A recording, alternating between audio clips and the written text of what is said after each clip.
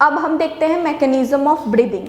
तो इसमें दो केस होगा। पहला होता है ड्यूरिंग इनहेलेशन, यानी कि इनहेलेशन के टाइम क्या होता है, फिर देखेंगे एक्सहेलेशन के टाइम क्या होता है, मतलब सांस लेने टाइम क्या क्या चेंजेस आता है और सांस छोड़ने टाइम क्या चेंज आता है।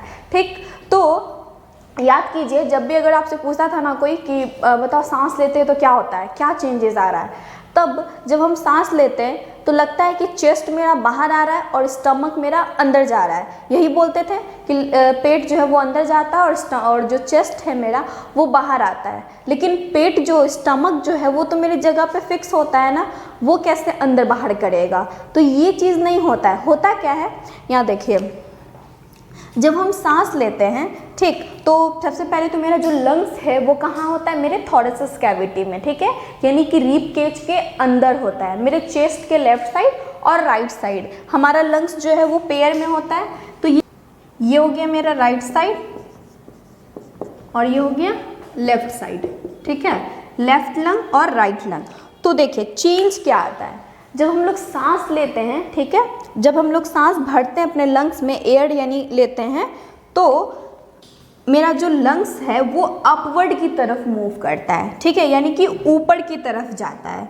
ठीक, तो इसको हम क्या करते हैं, थोड़ा डॉट से रिप्रेजेंट करते हैं। ठीक, सपोज डेट हम जब सांस लिए तो मेरा लंग्स जो है, क्योंकि इसमें जब हम लोग सांस लेते हैं, ठीक है, तो यानी ये फील भी होता है कि कुछ ऐसे अपवर्ड की तरफ मूव कर रहा है, तो मेरा जो लंग्स है वो अपवर्ड की तरफ मूव करता है। ठीक, तो बोलते हैं क्या कि चेस्ट जो है वो मेरा बाहर आता है।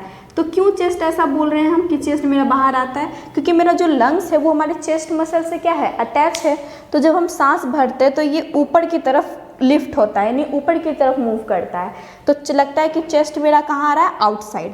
तो चेस्ट यानी आउटसाइड मूव कर रहा है, इसका मेरा लंग्स जो है वो अपवर्ड की तरफ मूव करता है। ठीक, जब हम सांस लेते हैं तो, और मेरा जो लंग्स है उसका जो ये जो नीचे वाला जो सरफेस होता है उस वहाँ पे क्या प्रेजेंट होता है, एक डोम शेप्ड का ऑर्गन, ठीक है, डोम शेप्ड।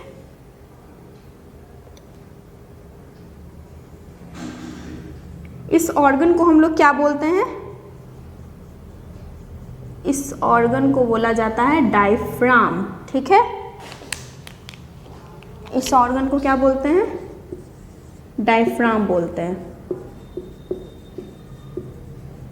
तो हम बोले थे ना कि डायफ्राम का जो रोल है वो मेरे ब्रीदिंग में, मैकेनिज्म ऑफ ब्रीदिंग में हम बताएंगे।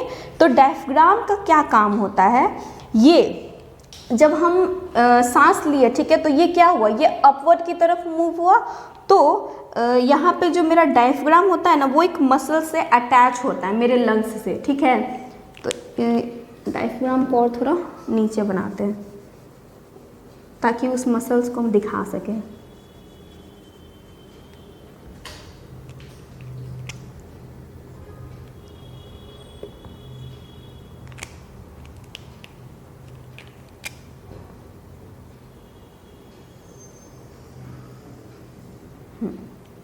ये हो गया डायफ्राम। तो मेरा जो डायफ्राम होता है ना वो मेरे लंग्स से क्या होता है, एक मसल से अटैच होता है। ठीक, तो जब हम सांस लिए तो ये अपवर्ड की तरफ मूव किया, यानी ये ऊपर की तरफ खिंचाया। तो जब ये लंग्स मेरा ऊपर खिंचा रहा है तो ये मसल्स जो है अटैच वो भी रिलैक्स करेगा, यानी वो भी ऊपर की तरफ खिंचाएगा। तो ये जब दोनों ऊपर खिंचाएगा तो ये जो इसमें क्या चेंज आएगा, तो मेरा इस शेप का जो बना हुआ डायफ्राम है वो क्या हो जाएगा, फ्लैट हो जाएगा। ठीक है, कैसे हो जाएगा ये फ्लैट, कैसे फ्लैट हुआ समझ में आया। जैसे सपोज दैट हम लोग छत पे क्या करते हैं, कपड़ा पसारते हैं, जिसको हम लोग ये रस्सी टांगते हैं ना, जैसे कि देखिए सपोज दैट दो लकड़ी है, ठीक है, इस पे हम क्या करते हैं, रस्सी टांगते हैं। ठीक, तो कपड़ा सुखाते सुखाते मतलब रस्सी जो होता है वो इस टाइप से नीचे की तरफ हो जाता है। ठीक, तो ये हो गया मेरा डायफ्राम, समझ में, बस सपोज दैट ये हो गया मेरा डायफ्राम। ठीक, तो अगर इस रस्सी को अगर आप उधर से पकड़ के खींचे और हम इधर से पकड़ के खींचे, ठीक है, तो जब दोनों तरफ से ऐसे खींचेंगे तो ये रस्सी जो है वो मेरा क्या हो जाएगा, स्ट्रेट हो जाएगा ना। जब अगर हम सपोज दैट एक रस्सी लेते हैं ऐसा टाइप का, वेव टाइप का, ठीक है, तो अगर हम उसका एक पॉइंट हम पकड़ते हैं और दूसरा पॉइंट आप, अगर उसको हम ऐसे पकड़ के खींचे तो रस्सी क्या हो जाएगा, स्ट्रेट हो जाएगा। उसी तरह से जब हम सांस लेते तो एयर जब सांस ले रहे हैं तो लंग्स ऊपर की तरफ जाता है, तो ये दोनों जो मसल्स अटैच है वो भी ऊपर की तरफ खिंचाता है। तो जब ये दोनों ऊपर की तरफ ऐसे खिंचाएगा तो मेरा डायफ्राम जो है वो क्या हो जाता है, फ्लैट हो जाता है। समझ में आ गया। तो इनहेलेशन के टाइम हम क्या लिख सकते हैं कि इनहेलेशन के टाइम मेरा लंग्स जो है वो अपवर्ड की तरफ मूव करता है, यानी ऊपर की तरफ, ठीक है। और जो डायफ्राम है मेरा वो मेरा फ्लैट हो जाता है, ठीक है। जैसे ये डायफ्राम डोम शेप का है, तो जब लंग्स ऊपर की तरफ ऐसे खिंचाएगा तो ये तुरंत ऐसे फ्लैट हो जाएगा, ठीक है। तो हम लोग लिख सकते हैं क्या चेंजेस आता है इनहेलेशन के टाइम, कि मेरा जो लंग्स है वो अपवर्ड की तरफ मूव करता है और मेरा डायफ्राम जो है वो क्या हो जाता है, फ्लैट हो जाता है, ठीक है, फ्लैट हो जाता है। समझ में आ गया।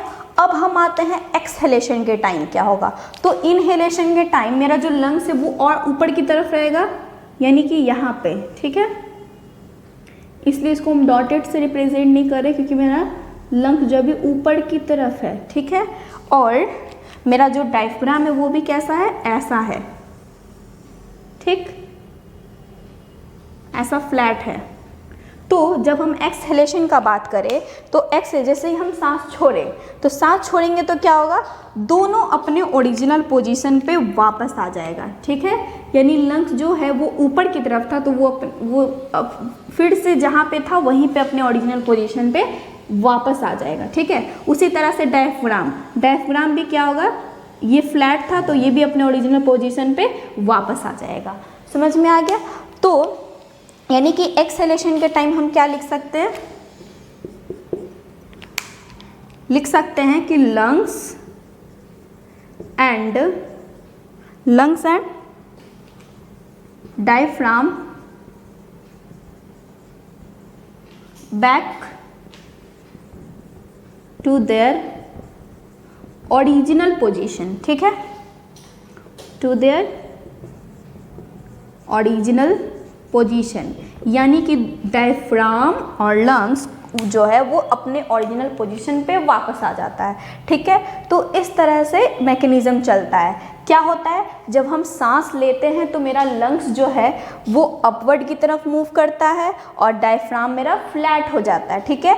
जब से ही हम सांस छोड़े, ठीक है, सांस छोड़ेंगे तो क्या होगा, वापस जो मेरा लंग्स ऊपर की तरफ मूव था वो वापस से अपने ओरिजिनल पोजीशन पे आ जाएगा, ठीक है। और डायफ्राम जो फ्लैट था वो भी अपने ओरिजिनल पोजीशन पे आ जाएगा। समझ में आ गया। तो इनहेलेशन के टाइम इसलिए लगता है कि मेरा जो चेस्ट होता है वो बाहर आता है, ठीक, और एक्सहेलेशन के टाइम क्या होता है, वापस से फिर नॉर्मल हो जाता है, यानी कि वापस से वो अपने ओरिजिनल पोजीशन पे आ जाता है। तो इसी को हम लोग बोलते हैं मैकेनिज्म ऑफ ब्रीदिंग, ठीक।